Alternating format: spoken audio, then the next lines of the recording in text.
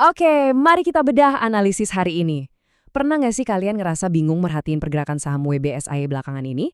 Waktu saham ini transisi dari masa FCA atau full call auction ke pasar reguler, banyak banget yang jantungan. Ada yang panik, ada yang euforia berlebihan.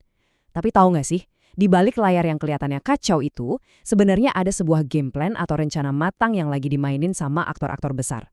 Nah, kita nggak bakal cuma ngeliatin angka merah dan hijau yang kedap-kedip di layar, tapi kita bakal bongkar habis anatomi pergerakannya pakai data langsung dari analisis pasar terbaru.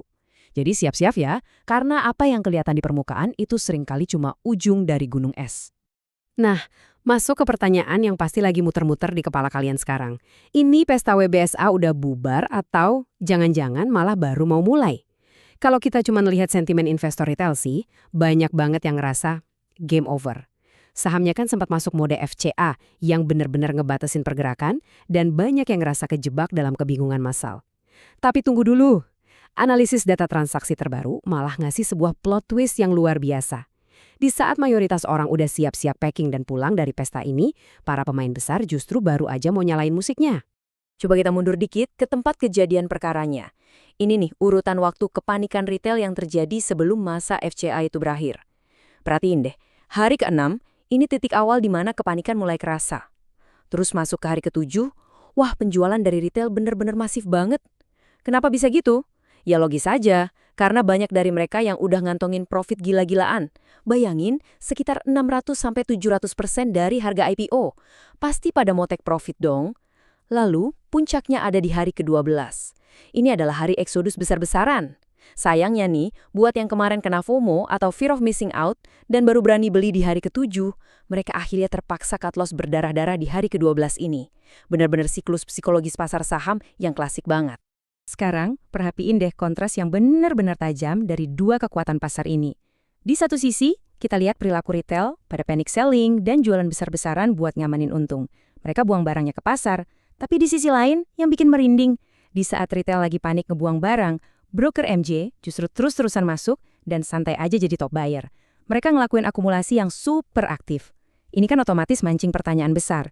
Ngapain coba sebuah broker raksasa terus-terusan nampung saham yang lagi dibuang secara panik sama publik? Jelas, mereka nggak ngelakuin ini secara random. Pasti ada kalkulasi presisi tingkat tinggi di balik layar. Buat ngerti apa sebenarnya motif broker MJ, kita harus paham dulu identitas asli mereka di saham ini. MJ itu bukan sekedar trader biasa yang lagi iseng nebak arah angin ya.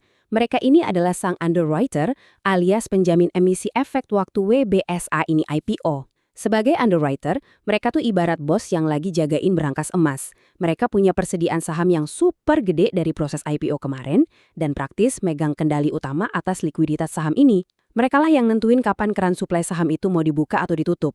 Dan yang paling penting buat kita tahu, mereka punya misi tersembunyi yang sifatnya wajib dari regulator. Terus, apa sih misi tersembunyinya? Jawabannya ada pada status WBSA yang masuk ke daftar konsentrasi kepemilikan tinggi. Bayangin aja porsi saham yang beredar bebas di publik atau yang biasa kita sebut free float, saat ini secara mengejutkan cuma ada di angka 5%. Dikit banget kan? Sebagian besar saham, sekitar 85%, itu masih dikunci rapat atau dipegang sama pemegang saham pengendali.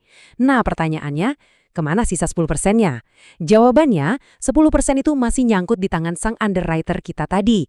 Dan disinilah letak masalah utama mereka, yang sekaligus jadi peluang buat pergerakan harganya.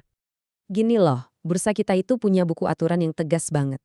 Salah satu aturan krusialnya, setiap saham yang melantai itu wajib punya minimal 15% kali free float di tangan publik.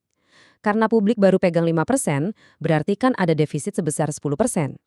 Dan aturan ini sifatnya mutlak alias memaksa. Artinya, suka nggak suka, mau nggak mau, broker MG sebagai underwriter itu wajib mendistribusikan sisa 10% saham yang mereka pegang itu ke tangan publik. Mereka nggak bisa nahan barang itu terus-terusan di berangkas. Sistem secara paksa nyuruh mereka buat jualan.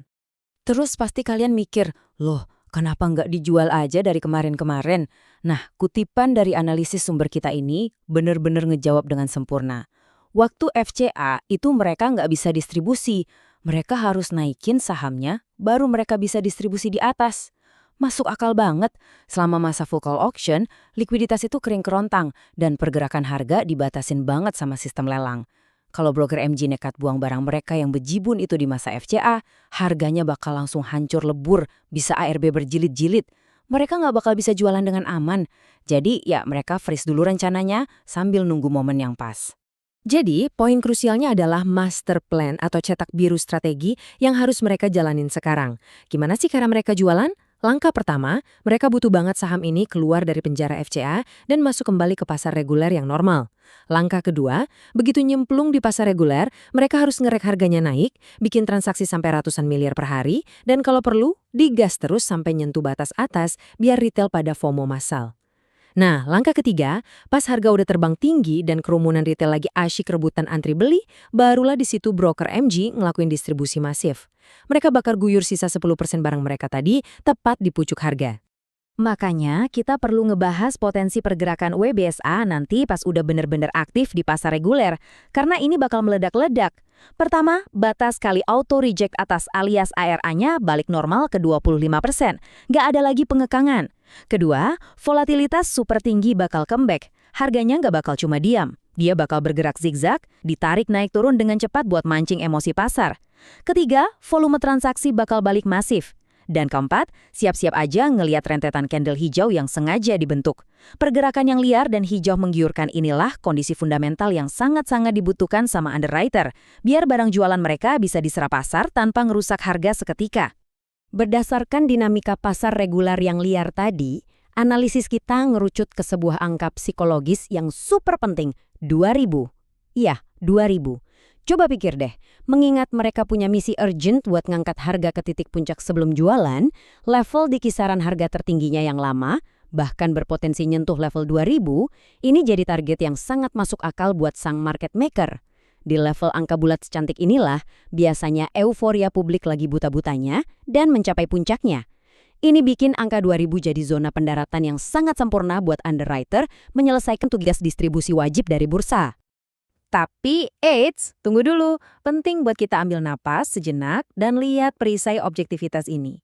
Kita semua tahu, pasar keuangan itu selalu dinamis dan gak akan pernah bisa diprediksi dengan kepastian 100%. Apa yang baru aja kita bedah hari ini adalah murni analisis berdasarkan mekanika market maker dan regulasi bursa yang berlaku saat ini. Ini adalah peta probabilitas ya, bukan jaminan pasti bakal kejadian plek-ketiplek. Faktor eksternal apapun selalu bisa ngerubah arah pergerakan pasar cuma dalam hitungan detik. Tapi jujur aja, tahu semua rahasia ini otomatis ngerubah cara pandang kita kan? Kalian sekarang bukan lagi sekedar penonton awam yang bingung ngelihat harga ditarik naik atau dibanting turun. Kalian udah paham struktur operasi di balik layarnya WBSA. Kalian ngerti aturan 15% itu. Kalian tahu posisinya broker MG. Dan kalian paham banget kenapa pasar reguler yang volatil itu justru yang paling mereka tunggu-tunggu. Pengetahuan ini adalah senjata buat kalian. Jadi dengan semua data dan fakta yang udah kita bedah bareng-bareng ini, pertanyaan terakhirnya balik ke kalian sendiri. Di tengah dinamika pasar reguler yang bakal meledak-ledak ini, apakah kalian bakal bertahan dan hold atau mending cari aman dan fold? Pilihan sepenuhnya ada di tangan kalian.